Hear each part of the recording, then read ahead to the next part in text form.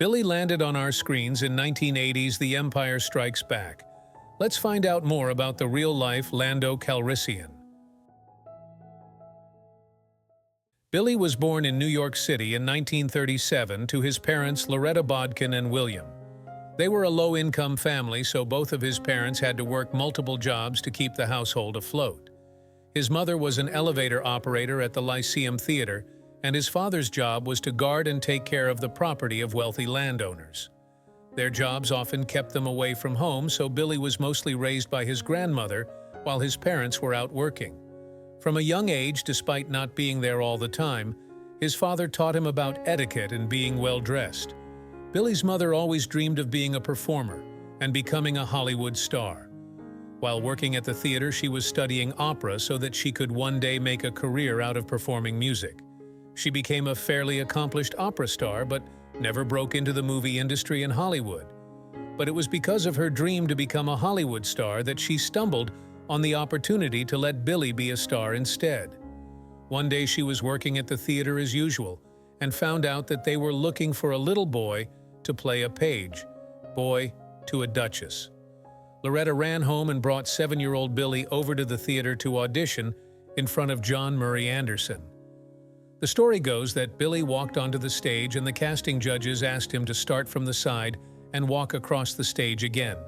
Then they asked him to do it a second time. After which they said, "Thanks, Billy. That's all we needed." But Billy wasn't done. He was having way too much fun walking across the stage. He wanted to walk across the stage a third time, but they said, "Thanks, Billy, but you don't need to do it again." Billy burst into tears, and then they just had to take him.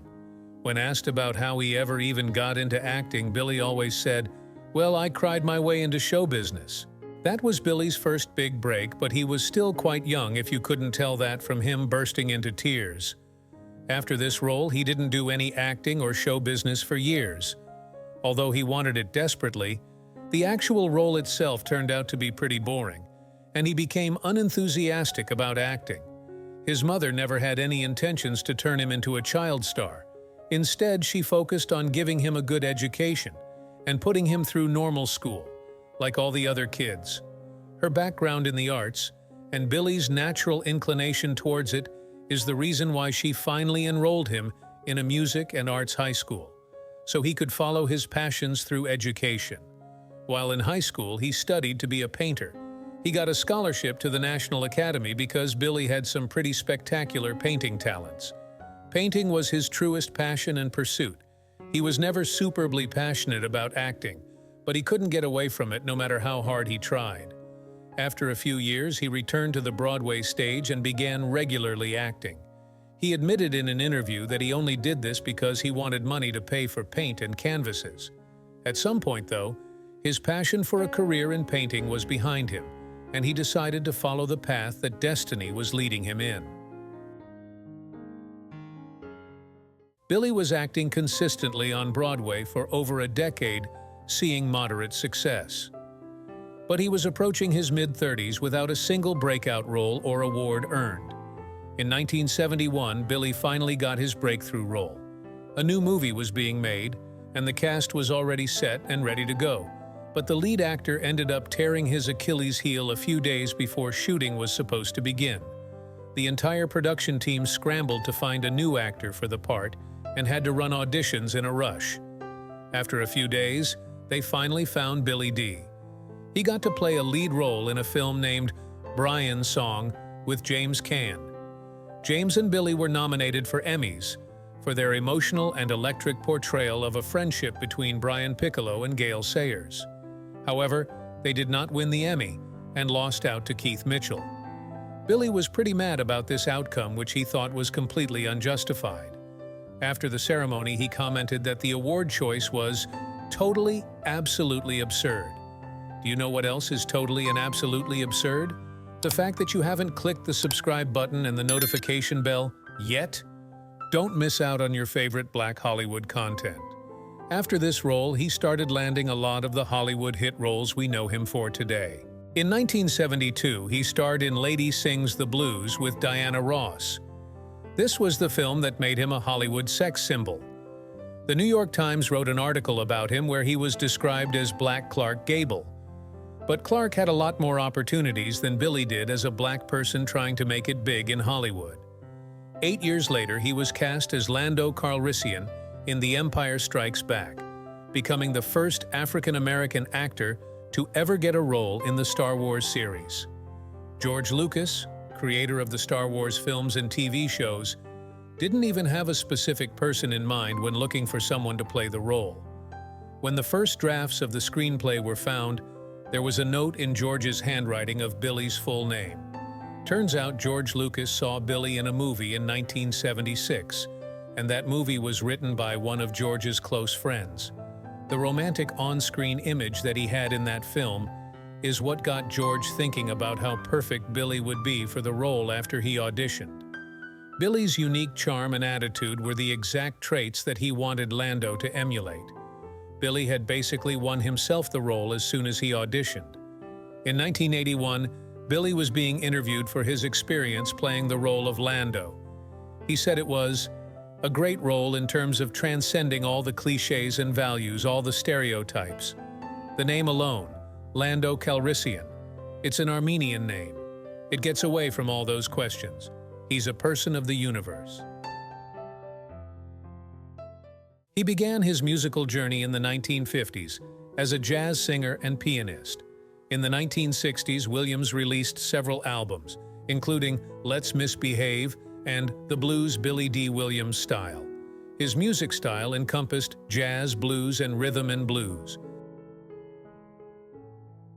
According to Hot New Hip Hop, over the nearly 50 years that Billy has been in the industry, he has amassed a net worth of only $9 million. Billy has been married 3 times in his life. In 1959, when he was 22, he married Audrey Sellers. Billy's career hadn't picked up yet, and they were struggling a lot financially, and this caused a lot of emotional strain to their marriage. They had a son within a year of marriage, Corey Williams. After a few years of struggle, they were divorced in 1963. In 1974, Billy Dee was featured on the cover of Ebony magazine. Audrey was interviewed for this issue, whether or not Billy was made aware before it happened, and she publicly stated that she believed the marriage ended because they were too young to be married, and she was completely unprepared for the commitment. In 1968, he married Marlene Clark, an actress supermodel and animator. Billy described himself as a helpless romantic who was always following in love and apparently being married didn't stop his habit. When asked about his behavior in his marriage, he loudly called himself a philanderer. All of his marriages suffered as a result of his infidelity, and Marlene got the short end of the stick this time. She mothered his son from his first marriage like he was her own. But after a few years, Marlene had enough and they divorced after 3 years of marriage. Teruko Nakagami married him in 1972, and they had a daughter named Hanako. While this marriage has also faced the same trials as the previous 2, the pair have still been married for 51 years now. They separated a few years into their marriage but never actually got divorced. In the 1990s, they filed for divorce and people were sure that they would finally part ways, but just 4 years later they reconciled and have been together ever since. Billy only has 2 children, Hanako and Corey. Hanako followed in her father's artistic trail and graduated from Brown University with a degree in visual art and art history. She later married Liam Tuhey and has been working in the art industry for nearly 3 decades now. At a young age, Corey would stand in for his dad sometimes when shooting Return of the Jedi. He never got into acting or had a passion for it, though. Instead, he's a life coach and personal trainer for famous Hollywood stars. He published a book in 2022 named Random Thoughts of an Eternal Optimist. In 2023, Billy put his LA Trousdale Estates house up for sale for nearly $9 million. He initially bought it in 1984 for just under $700,000, which is about $2 million today. It is a 6-bedroom, 7-bathroom, and 6,000-square-foot home on Loma Vista Drive, the kind of home fit for his 80s loverboy persona. Have you seen those modern disco homes from 80s blaxploitation films? It's exactly that. very open-planned with jazz and disco art on the walls. The home is designed like a private resort, with a large pool area. With wooden floors, a pavilion style, and glass walls, the home feels spacious and airy. The surrounding nature is maximized to bring in the natural feel of the home with open views of grass, palm trees, and wooden furniture.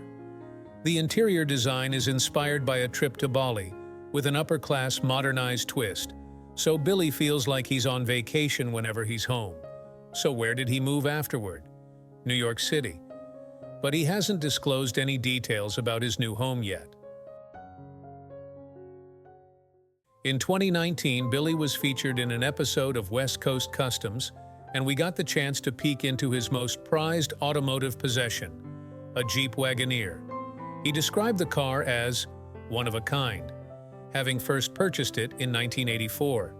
He fell in love with the look, design, and dependability of the car. The Jeep Wagoneer abruptly stopped being produced in 1993, and then in 2021, they started production of the car with only a few modifications. For that 8-year moment in time, it really was a completely rare car. He also owns a Mercedes-AMG C43 in Focus. This is the car that he drives on a daily basis and rated a 10/10. At some point, he did own a 1971 Mercedes convertible, but sooner let it go. Click on this next video and find out more about the Hollywood legends who changed the industry forever.